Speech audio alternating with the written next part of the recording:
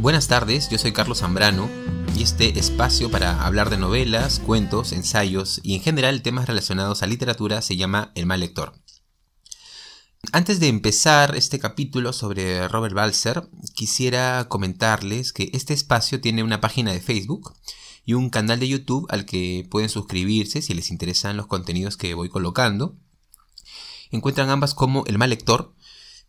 También si tienen sugerencias o algún punto de vista, son bienvenidos. Me escriben al correo electrónico elmallector@gmail.com con las 2 L, por si acaso.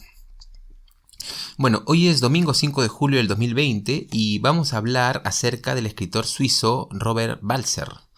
Un autor que yo diría está un poco polarizado, ¿no? Porque por una parte, para una inmensa minoría, es un autor imprescindible, a la altura de Franz Kafka o de Virginia Woolf, un nombre así de incuestionable. Pero, por otro, es un autor que, hay que decirlo, no es lo suficientemente conocido. Sigue siendo un desconocido, si no de nombre, seguramente sí de lectores o a nivel de lecturas. No es fácil, por ejemplo, entablar una conversación sobre 2 o 3 novelas de Robert Balser. Y esto que son novelas entre breves y medianas. En general, los libros de Balser tienen entre 80 y 150 páginas aproximadamente. Entonces, quisiera en este capítulo ofrecer un punto de vista sobre la obra de este gran autor y animarlos a acercarse a sus páginas. Lo primero que quisiera resaltar es que leer a Balser es una experiencia que podríamos denominar como exquisita, en el sentido de que su literatura ofrece a los lectores una diversidad de imágenes, texturas, inclusive una velocidad de lectura muy poco habitual. Yo creo que es muy poco probable, la verdad, que luego de leer con determinada ruta, ¿no? Porque también ayuda mucho saber por dónde empezar, ¿no? Hay libros de Balser que por ahí no son la mejor manera de iniciarse, siendo muy importantes en su obra, ¿no? Y eso en realidad ocurre con todos los escritores, pero decía que es muy poco probable que después de leer a Balser, un lector no desarrolle un vínculo estrecho con él. Porque yo diría que Robert Balser es de los escritores o de las escrituras, ¿no?, que inmediatamente nos transmiten un estilo, una atmósfera, una sensibilidad, una compañía, podríamos decir, ¿no? Entonces, a partir de cierto momento, nos interesa más esa compañía, ¿no? La atmósfera que nos proporciona Balser, la literatura de Balser, y no tanto los temas. Algo similar ocurre con Borges, ¿no? A partir de cierto momento empezamos a buscar textos de Borges por el tono, por el trabajo con la frase, el ritmo en la oración, cierta profundidad. Y yo creo que en esa línea, ¿no?, en esa línea de los autores de estilo o de esencia, se puede hallar a Robert Balser. Quería mencionar datos de contexto. Robert Balser nació en Suiza el 15 de abril de 1878, país en el que también falleció el 25 de diciembre de 1956, cuando tenía 78 años. En 1929 ingresa a una clínica psiquiátrica en Waldau, Berna, en la capital de Suiza, donde siguió escribiendo hasta 1933. Y ese año es llevado, contra su voluntad, a una clínica psiquiátrica. El 25 de diciembre de 1956, un día después de pasear con Carl Selig, quien publicaría después el libro Paseos con Robert Balser, otro libro muy recomendable acerca de las ideas de este escritor, apareció muerto. Lo encontraron en medio de la nieve, ¿no? Un final que para muchos ya estaba anunciado en alguna de sus novelas. Ahora, no es un escritor masivo, ¿no? Lo decía al principio y sin embargo, su obra ha despertado elogios por parte de otros escritores de altísimo nivel, ¿no?, como V.G. Sebald, como Juan José Saer, Susan Sontag, Thomas Bernhard, Enrique Vila-Matas, Alejandro Zambra. entre otras voces destacables que han recomendado o han aludido a su lectura de Balzer. Bueno, ¿qué nos ofrece la obra de Robert Balzer? Yo diría que la exploración de lo cotidiano, de la lentitud en lo cotidiano, ¿no? No vamos a encontrar en sus libros grandes historias, ¿no? En el sentido de épicas o en un gran dinamismo donde ocurran muchas cosas, historias en donde la tensión ocupe un papel primordial. Más bien es un mundo muy introspectivo. Yo diría en este sentido que Balzer está muy cerca o es antecedente del Thomas Mann de La montaña mágica, ¿no? No sé si recuerdan esa novela enorme, ¿no? En donde unos enfermos de tuberculosis conversan sobre todo tipo de temas, ¿no? Llega a hacerse una familia aislada del mundo, ¿no? Estaba pensando que también se relaciona mucho a la obra de Mario Lebrero, ¿no? El escritor uruguayo, el escritor de la novela Luminosa, ¿no? Ese libro que trata sobre un hombre que recibe una beca para escribir una novela y decide escribir que no sabe cómo escribir esa novela. Es decir, recorridos de lo cotidiano, ¿no? Una exploración en muchos casos de lo interior. Eso es lo que vamos a encontrar en Balzer. Más que ocurrir cosas, se piensa en cosas, abundan las descripciones. O en todo caso se describe qué pasa en esos instantes donde aparentemente no pasa nada. Voy a profundizar en esto hablando ya propiamente de la novela que me interesa comentar aquí, que es El paseo. Para empezar me gustaría citar las primeras líneas de la novela y después vamos haciendo algunos comentarios. Declaro que una hermosa mañana, ya no sé exactamente a qué hora, como me vino en gana dar un paseo, me planté el sombrero en la cabeza, abandoné el cuarto de los escritos o de los espíritus y bajé la escalera para salir a buen paseo a la calle. Podría añadir que en la escalera me encontré a una mujer que parecía española, peruana o criolla. Mostraba cierta pálida y marchita majestad. Sin embargo, he de prohibirme del modo más estricto de detenerme, aunque no sean más que 2 segundos con esta brasileña o lo que fuere, porque no puedo desperdiciar ni espacio ni tiempo. Hasta donde puedo acordarme hoy, cuando escribo todo esto, me encontraba, al salir a la calle abierta, luminosa y alegre, en un estado de ánimo romántico extravagante, que me satisfacía profundamente. El mundo matinal que se extendía ante mis ojos me parecía tan bello como si lo viera por primera vez. Todo lo que veía me daba la agradable impresión de cordialidad, bondad y juventud. Olvidé con rapidez que arriba en mi cuarto había estado, hacía un momento incubando, sombrío, sobre una hoja de papel en blanco. Toda la tristeza, todo el dolor y todos los graves pensamientos se habían esfumado. Muy bien. Como pueden ver, el lector tiene que adaptarse a la frase larga de Balzer. Las primeras 5 o 7 páginas son páginas, yo diría, de aclimatación. Y eso también está en los libros, ¿no? No todos los libros tienen el mismo ritmo, la misma respiración en las frases. Generalmente las primeras páginas pueden servir para presentar un modo de leer que requiere un texto. Y a partir de ahí, el lector decide si continúa o interrumpe la lectura, ¿no? Pero ya ven ustedes que hay un tipo de ritmo en la oración, ¿no? Hay un modo de enlazar las oraciones que yo diría está muy ligada al fluir de la conciencia, ¿no? El paseo, una novela bastante breve, como había mencionado, tiene aproximadamente 80 páginas. Narra una mañana en que el protagonista, si quieren podríamos decir que un Balzer ficticio, sale de su cuarto, el que él llama, ¿no? El cuarto de los escritos o de los espíritus, ¿no? Porque está cansado de estar encerrado. Sale a caminar y a mirar la calle con todos sus esplendores, ¿no? Ahora, cuando digo esplendores, no me refiero a un gran paisaje o a una calle particularmente hermosa, sino a la contemplación de la propia vida cotidiana, ¿no?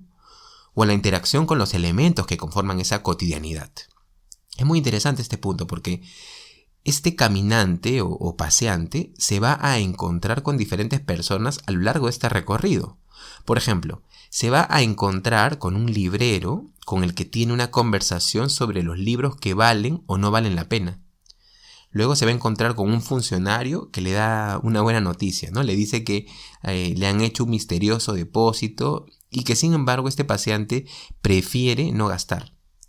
Y menciona de paso sus razones, ¿no? Más adelante se encuentra también con una mujer que le pregunta, él le pregunta a la mujer, ¿no? Le pregunta con toda inocencia, ¿no? Le pregunta si ha sido una conocida actriz. Entonces ahí sostienen una breve conversación y el paseante de paso le va contando a ella y también a los lectores su propia historia, ¿no? Por ejemplo, cómo llegó a esa ciudad. Ahora, esto me lleva a otro punto que también quisiera anotar, ¿no? Este paseante, y aquí hay un elemento que es muy desconcertante, porque él termina las conversaciones de una manera muy espontánea, o sea, de la manera más espontánea y gratuita posible.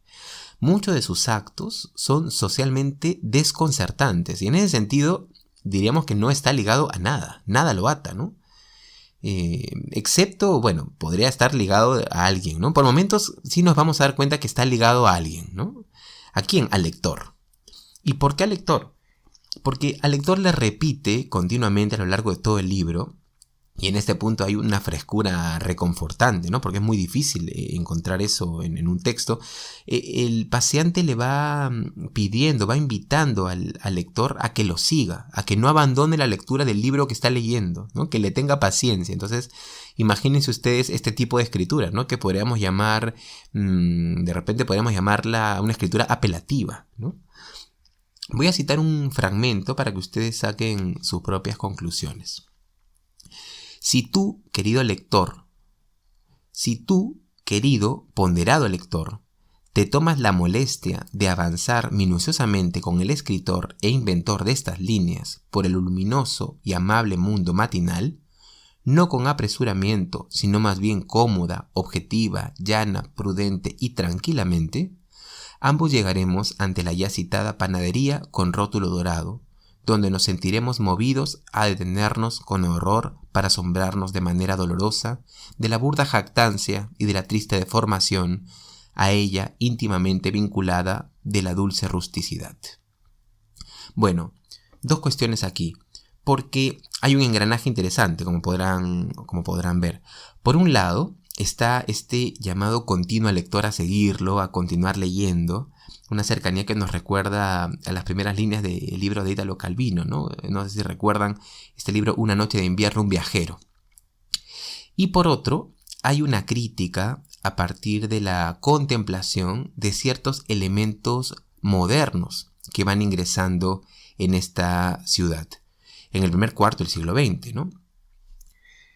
Una época en donde lo moderno empieza a cambiar el mundo tal y cual uno lo conocía, ¿no? A modo de digresión estaba pensando que también esto nos lleva a otros autores que han ido un poco en esa dirección, ¿no? Por ejemplo, como Walter Benjamin, ¿no?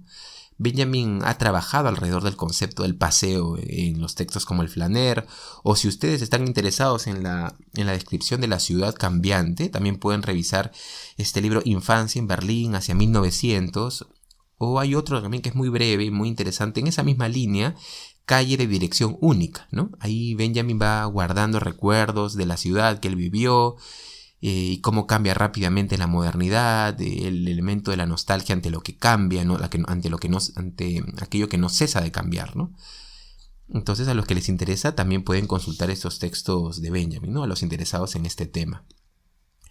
Pero bueno, volviendo a Balzac, creo que podríamos leer también el paseo como un elogio de la pérdida de tiempo. Es decir, ver el tiempo no como algo a intercambiar con un inmediato bienestar o con un bien inmediato en el sentido de que mi tiempo debe recompensarse a cambio de algo tangible, ¿no? Sino, digamos, en el puro hecho de dejarlo transcurrir mientras uno se entrega a la contemplación, ¿no? Hay un contraste ahí, ¿no? Estaba pensando con la metamorfosis, ¿no? De Kafka. Hay un contraste con la metamorfosis de Kafka porque recordemos que Gregor Samsa se convierte en un insecto, ¿no? En un repugnante insecto, ¿no?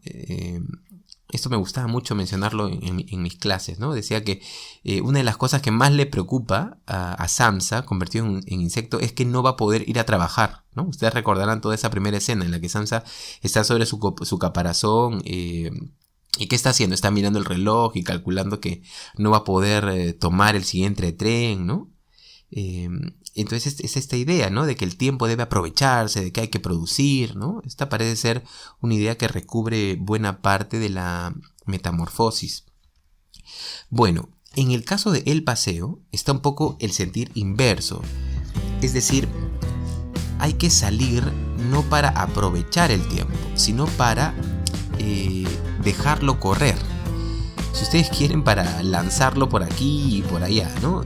Ahora, esta manera de entender la vida como una oda a la lentitud y a la contemplación también funciona como un mecanismo de escritura, ¿no? Una escritura que acumula tiempo, que escribe como quien divaga, ¿no? En el sentido de vagabundear.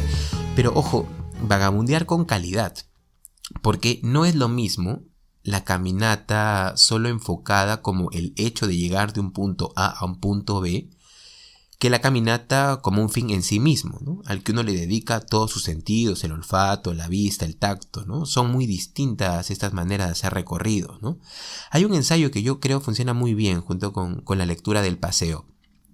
Y en algún momento, de hecho, me gustaría dedicarle un programa, pero les adelanto, se llama El elogio de la ociosidad. Elogio de la ociosidad, ¿no? Del escritor Bernard Russell, ¿no? El escritor británico Bernard Russell.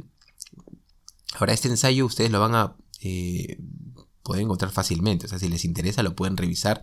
¿Y qué van a encontrar en este ensayo de Russell?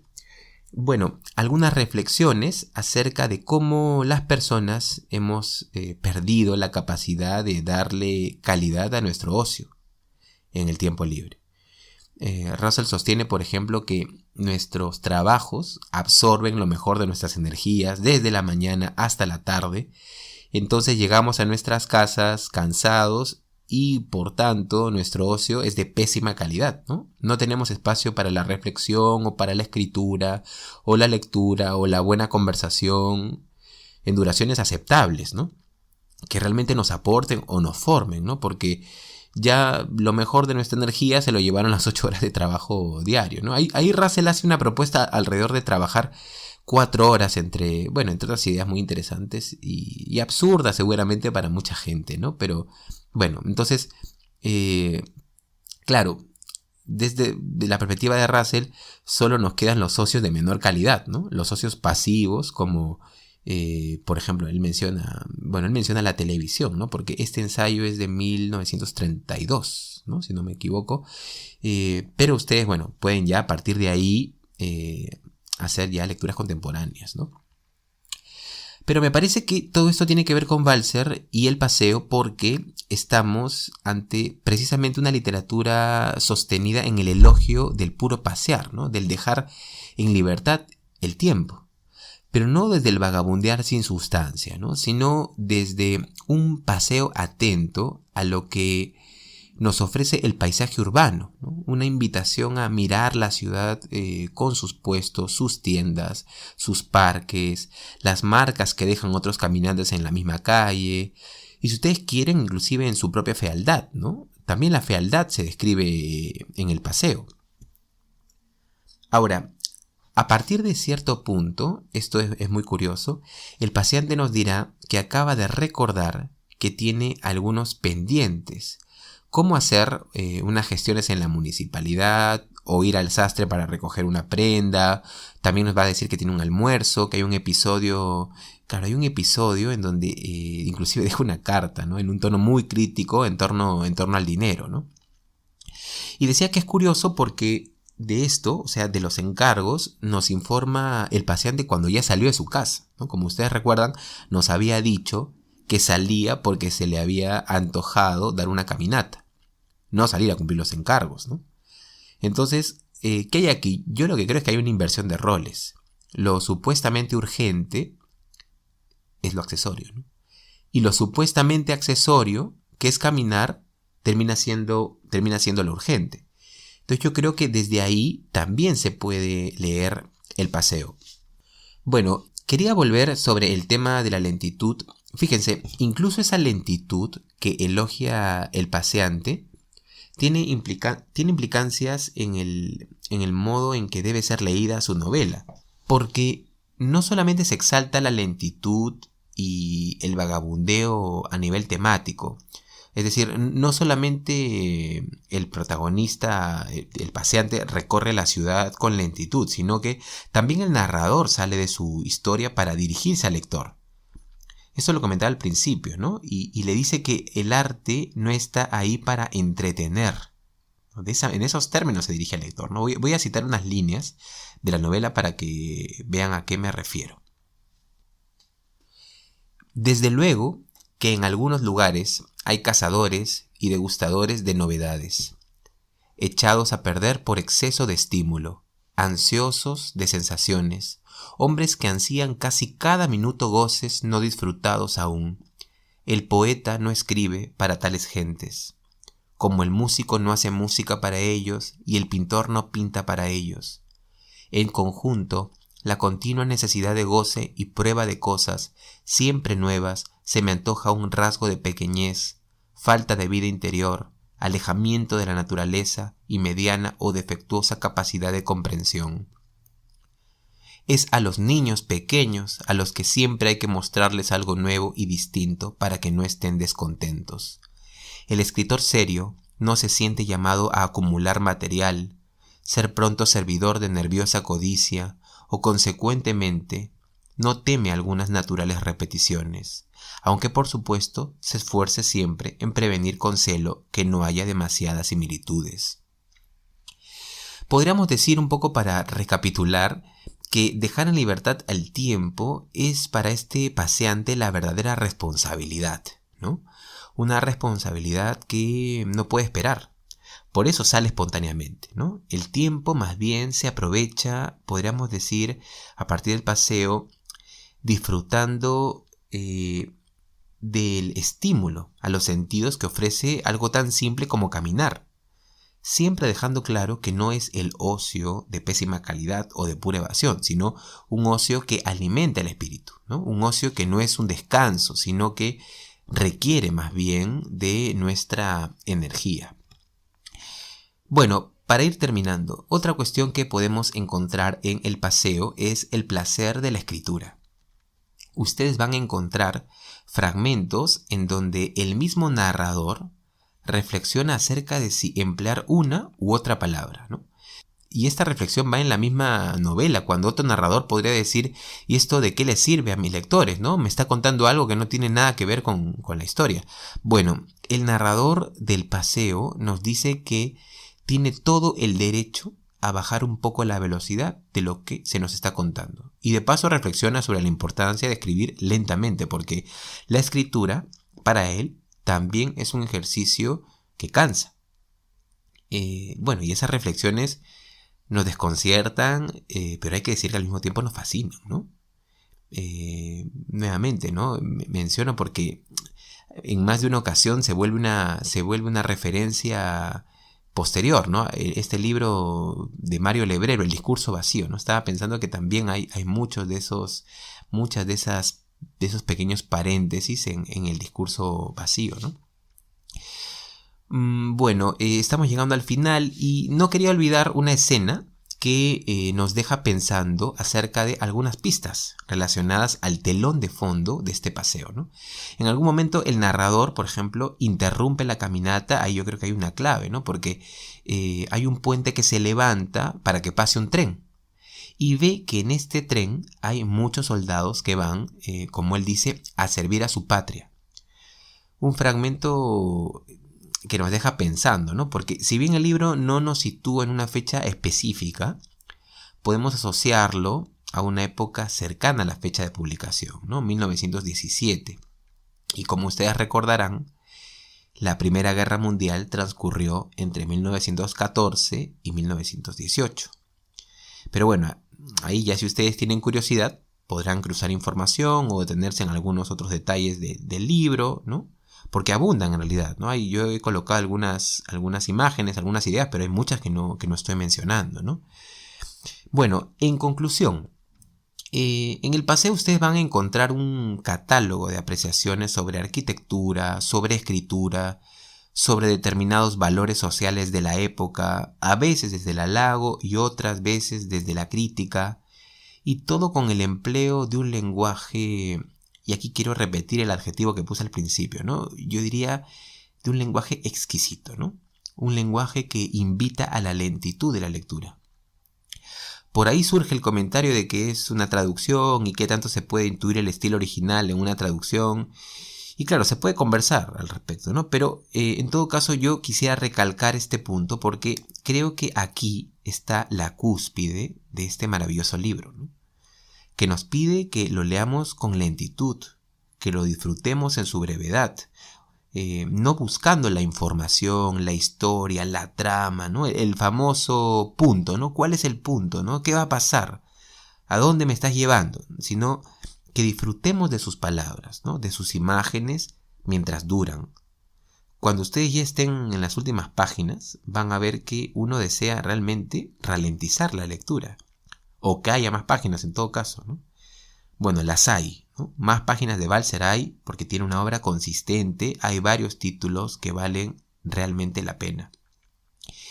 Entonces yo los invito a conocer más acerca de la obra de Balzer, de Robert Balzer, sea partiendo desde El Paseo o por ahí encuentran otra porque también no es un autor que abunde en las librerías, ¿no? Pero pueden empezar también, por ejemplo, por los hermanos Tanner o Jacob von Gunthen, ¿no? Que también son igual de recomendables. Muy bien, les recomiendo entonces leer a Robert Balzer, investigar un poco sobre su obra. Es de esos escritores que yo diría llegan para quedarse a la vida de los lectores. Muchas gracias por escucharme y conmigo será hasta la próxima. Si te gustaría escuchar más capítulos como este, búscame en Spotify, YouTube y Facebook como El Mal Lector. También puedes escribirme a elmallector@gmail.com si tienes alguna sugerencia o punto de vista. Siempre será bienvenido. Yo soy Carlos Zambrano y esto fue El Mal Lector.